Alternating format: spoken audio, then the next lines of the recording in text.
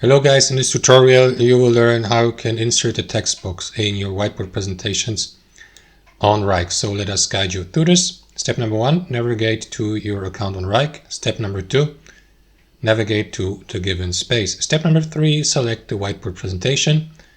And step number 4, click into the text tool here at the bottom or use the shortcut T.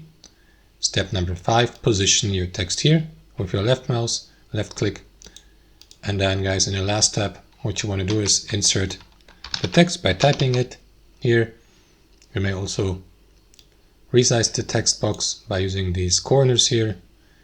Customize the text, like the font for instance. Apply, for example, various formatting options. Use bold letters, italic letters if they are supported by the given font. Change the font color. That's how it works. Thanks for watching and I'll see you next time.